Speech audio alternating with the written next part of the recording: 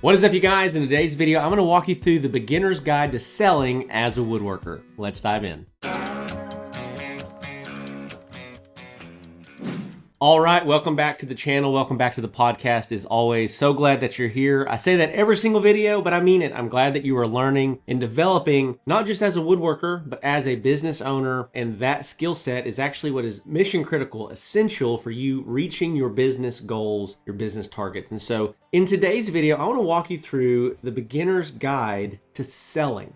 Now, for many of you out there, you would say, Zach, I am not a salesperson. I don't know how to sell. I feel like I'm asking my crush out to the dance in middle school when I am trying to sell something. Sales ability is not something that some people are born with and some people aren't. Sales ability is something that you get a chance to develop. It's something that you can improve and you can actually become really good at with some good tools and some good ways to think about it. And so just so you guys know, I have never really been much of a quote unquote salesperson throughout most of my life. And I took a role in a sales position back in my early 20s, and it really kind of developed my ability to communicate clearly, to really discover and find out what the customer's needs are, and ultimately propose a solution to what they're looking for, right? And that's all that sales really is. Like, if we boil this down to this most simple form, trying to figure out what the customer wants, or trying to provide it for them, okay? There's a lot of nuance in there, and we're going to dive into that in this video. And so number one, the first thing that I want you to understand as we dive into this video and it comes to selling as a woodworker is that most woodworkers actually don't suffer from a sales problem. They have a clarity problem. Let me explain. So most people that are watching this video probably are struggling with sales because you don't know who you actually serve. You think we make everything for everybody. That's not going to work. You need to identify who is my target audience. You need to figure out, what do I want to sell? I don't want to sell anything and everything. I want to sell specific things. I want to sell dining tables, or I want to sell cabinetry, or I want to sell living room furniture. I want to sell barn doors, right? You need to narrow down your product offering so that it's extremely clear what you actually sell. And then here's a super important one. What makes you different? What differentiates you from the competition out there? This could be your personality. It could be your content that you post. It can be your warranty. It can be your guarantees. It can be your experience that you provide as someone's placing an order with you. There's 1,000 ways to differentiate yourself, right? But you have to be able to clearly identify, who do I serve? What do I sell? And what makes me different? And so most beginners, when they just get started, they think, I got to get better at sales. I got to get better at sales. I got to get better at sales. But the reality is, this is the foundation. If this is not clear, sales will always be way more difficult. If this is super clear, it actually makes sales way easier. Okay. And so in reality, you need a clear offer, a clear process, and a clear product catalog, right? You need to have a very set and defined group of products that you're selling. So if you get clarity, selling is going to get easier. That's the foundation. Number two, you need to sell outcomes, not just furniture or wood products. Sell outcomes. If all you talk about is wood and dimensions, you're going to struggle to sell. If you talk about the result in their life from having bought from you, you will win. So often, woodworkers get fixated in the jargon, which is all the stuff that we know that customers don't care anything about. Most of the time, not all the time, customers don't care about what kind of wood you use, the ins and outs of the type of finish that you're using. They just want it to look pretty and be durable, and if something goes wrong, you fix it. Now, a few other things that customers really want that you can sell in terms of outcomes. Mrs. Customer, our tables are super easy to clean because we use a really high quality finish that allows dust and debris and dirt and crumbs or any type of mess that your kids might make to slide right off of it. A customer hears that and immediately they think, this makes my life easier. It's easy to clean. Mrs. Customer, we provide free delivery with every single order, and we also provide a 3-year warranty for anything that goes wrong due to our craftsmanship. What is a customer here? I don't have to worry about picking it up or logistics, and I don't have to worry about something going wrong and me having to buy a brand new table and my husband being mad at me. Sell outcomes. Customers aren't buying a table, custom furniture. They're buying a space that feels the way that they want it to feel, a family getting together in one place. By the way, guys, we live in a time where families eat at the dinner table less than ever before.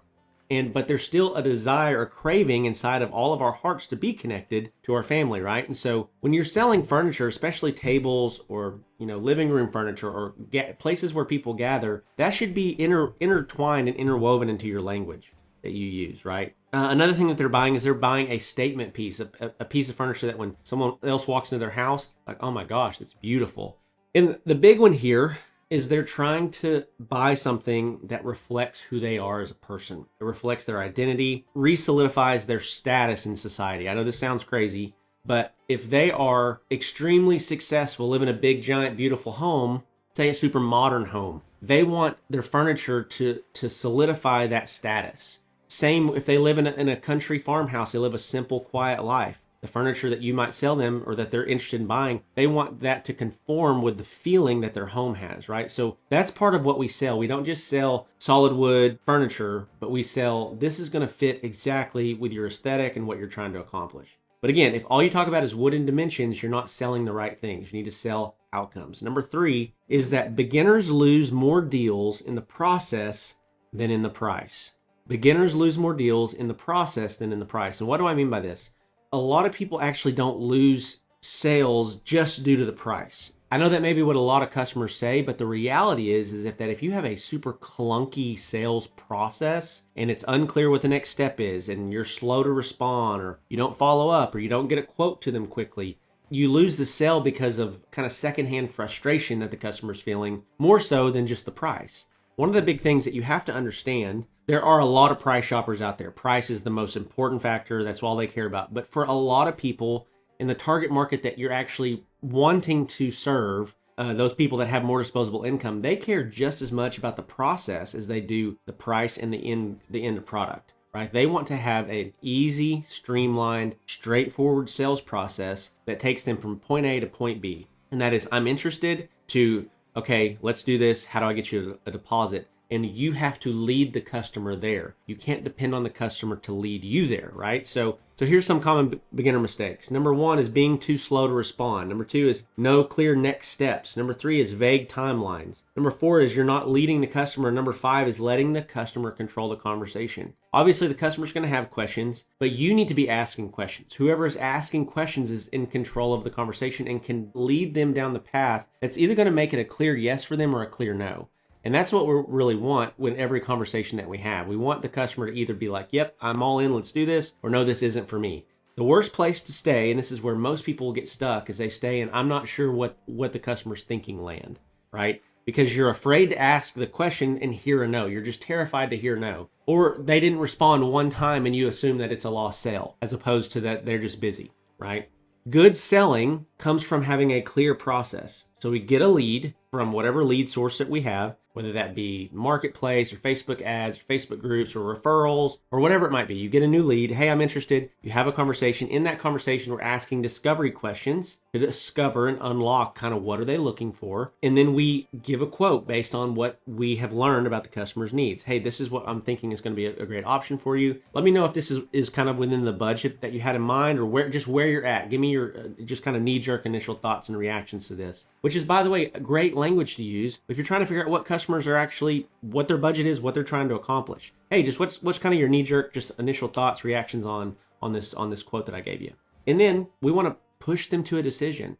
Does this work for you? What hangups do you have? Is there any, when are you needing this furniture by? Okay, I can do that. I can do this. Okay, based on everything you've told me so far, it sounds like we're good. Are there any other questions that you have before we wrap this thing up? And this is the other thing I'll say. Buyers have objections. A lot of people might argue with me on this, but people that are actually serious about buying, they're in their mind trying to work through the checklist of I have all these questions and I have all these concerns or doubts or fears before I can say yes, they're going to vocalize their objections. They're going to vocalize their questions because they actually want to buy. They just want to create clarity in their mind. And so many salespeople, especially beginners, are afraid of objections or people saying, well, what about with the timeline, or what about this, or what about that? But actual buyers do have questions. They do have objections because they're trying to create a clear path in their mind where the purchase makes sense, okay? Hey, I interrupt this video real quick to tell you again about an incredible software that I think is going to create some leverage in your life and in your business, and that is Jobber. If you're looking for something to help you get organized and get structured inside of your custom furniture business or your woodworking business, I cannot recommend Jobber enough. And the reason why is that it is an all-in-one solution where you can manage your leads, you can manage conversations, you can write invoices, you can send invoices, you can collect payments, you can schedule deliveries, you can plan production. It is insane in terms of its capability and your ability to manage and handle everything in your business in one spot. Okay, and so if you click in the description below, you get a 14-day free trial to go check it out. You don't even have to enter your credit card to check it out. Go check it out, and then from there, you get an extended discount because you clicked on my link, right? And so with that, go check out Jobber. If you are a disorganized mess, get organized, make 2026 your best year ever. And with that, let's get back to the video. And so that's number 3. Number 4 is that confidence comes from reps, not talent. Confidence comes from reps, not talent. And so this is one of the biggest things that if I could just encourage you, like you need to talk to more people, not just so you can sell more, but so you can get better at selling. You know, if you're only getting 2 to 3 leads a month, 5 leads a month, you only got a chance to talk to 20 to 30 people over the course of the entire year. That is not very many people. That's not very many reps. That's not very many sales conversations. But if you're talking to 50 leads a month, you're going to talk to 600 people over the course of the year. You're going to get a lot more reps. You're going to get way better at sales than the guy that's just talking to 15 to 20 people. This is why I think you need to be running paid ads, why you need to be developing a brand, why you need to have a product catalog. This is what we help you do inside of the Woodworking Business Accelerator program, right? But confidence comes from reps. And so you get better by having more conversations, reviewing your conversations. This is so important. This is one of the number 1 drivers of success inside of the Woodworking Business Accelerator program. Our coaches review your conversations with leads. You don't just come in and start getting leads and get no feedback, but as you start talking to new leads and as you start following up, we're actually looking over those conversations and saying, hey, that was good, change this. Instead of saying that, let's say this instead. Instead of this, oh, you should have followed up here. You know, we noticed that it took you a day and a half to get this quote to this customer. You got to get those quotes out within a few minutes. That ability to get feedback instantaneously will dramatically increase your ability to sell. And so you need to have somebody that's good at sales looking at what you're doing, or you need to get trained up in sales and be reviewing your conversations, whether that be by phone or whether that be through chat, messenger. And the last way that you get better here is by refining your pitch and looking at how am I presenting the offer. So most of our new clients and customers that come into the Woodworking Business Accelerator program, the way that they handle sales is that they get a lead. Lead says, hey, I like this table set. How much is it? And they just say, it's $2,500. And that's it. That is a terrible sales process, okay? No matter what a lead says, if they come in and they say, hey, I love this table. How much is it? Hey, thanks so much for your interest. Would love to get you a custom quote. Is it okay if I ask you just 2 to 3 quick questions so I can get you the most accurate quote possible based on your exact needs? We wait for them to respond. If they don't respond, we follow up the next day and say, hey, Mrs. Customer, I'm sure you got busy. Just wanted to circle back around, ask you if you had a couple seconds to answer a few quick questions so that I could get you an accurate quote. Oh yeah, I'm so sorry. We got busy yesterday. Yada, yada, yada. Yeah, I'm here. I'm ready. Okay, perfect. So do you want the same size that's in the ad or the photo that you're checking on? You know, this is an 8-foot table. It seats 8 people, or do you want it bigger or smaller than that? Nope, I want it exactly like that. Okay, perfect. When it comes to seating, do you need seating as well, or do you just want the table only? What kind of, where are you at on that?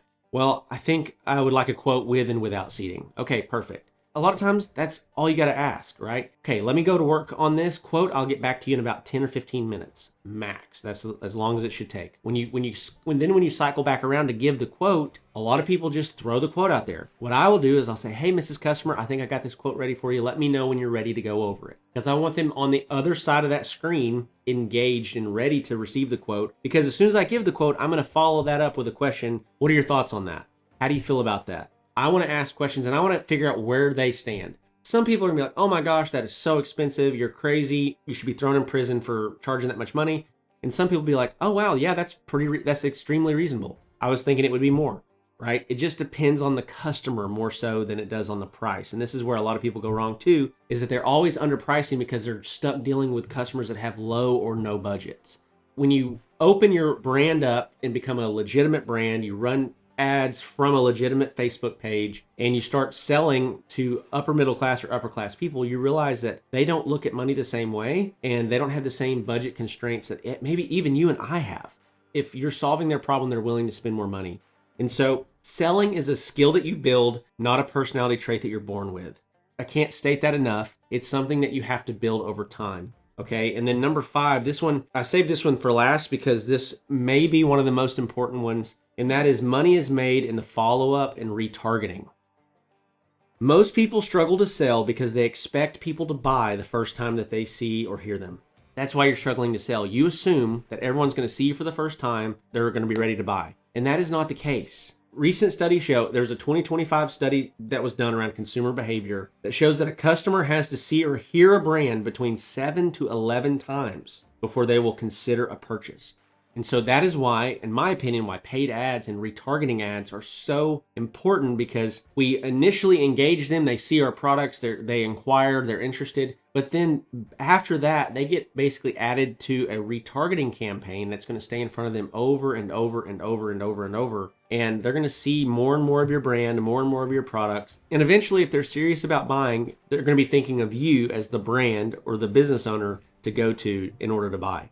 And so the last thing I'll say here with follow-up and retargeting is that after you've talked to somebody, if they don't respond once, they're not telling you no. They have lives that are bigger and more important than this custom furniture deal that they're trying to work with you. So if they don't respond, follow back up. Hey, Mrs. Customer, sure you've gotten busy. Just want to see if you want to pick this conversation back up. Hey, Mrs. Customer, no pressure from me over here, but just wanted to see if you got a chance to review that quote. Hey, Mrs. Customer, no big deal, but just wanted to touch base, let you know that I've got a couple quick questions for you. If you can answer these for me, I can get you that custom quote that you're looking for. And then if they don't respond again, do it again. So many people are terrified of somebody saying, leave me alone. There's an old quote that says, if you haven't offended somebody by noon, you're not marketing hard enough. When it comes to your brand, nobody's going to promote your brand like you will. No one is going to push to get sales like you can. And the reality is that when people engage you, they expect to be followed up with. They've opened the door for you to follow up with them. You're not going out and just soliciting people. These people have showed interest in your products or your brand. So don't be fearful. Don't be hesitant to reach back out to them. Say, hey, just want to cycle back around. We looked at some of this inside of the Woodworking Accelerator program about 3 or 4 months ago, and one of our clients landed a sale that was like a $6,000 sale, and he had followed up with a client 4 to 5 times with no response over the course of like a month, and they eventually came back around and said, hey, we're ready to buy. If he had just marked them as lost and stopped responding, no telling where that deal probably wouldn't have gone, right? So don't be afraid to follow up. I cannot stress that enough.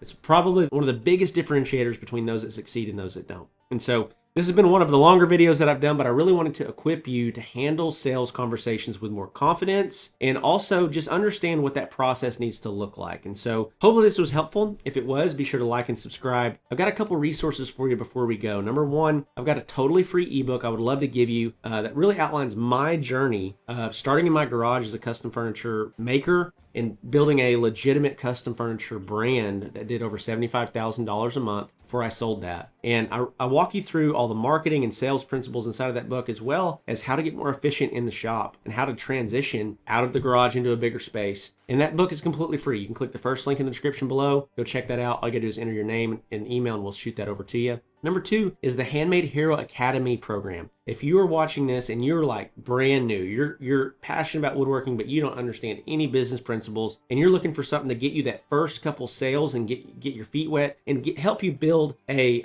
knowledge base as far as business is concerned, this is a low cost product that's really going to help you get off the ground. If you sell just one high ticket piece of furniture as a result of what you learn there, it's going to more than pay for itself. And then last, I've got a free training that I want to invite you to check out, how to make 2026 your best year ever as a custom furniture maker. And in that free training, it's about an hour long. We go over all kinds of marketing and sales principles. We go over the exact strategy that I use to scale my business to $75,000 a month, and how we have helped tons of other people scale beyond $30,000, $40,000, $50,000 a month as well. It's a totally free training. You don't have to even opt into it or give me your name or email. At the end of that training, we actually even have a business health assessment where we can walk through your business together and grade yourself on how healthy your business is in marketing, in sales, and in fulfillment or production. This is going to be a massive boost to you heading into the new year and make 2026 your best year ever. And so that link is in the description below as well.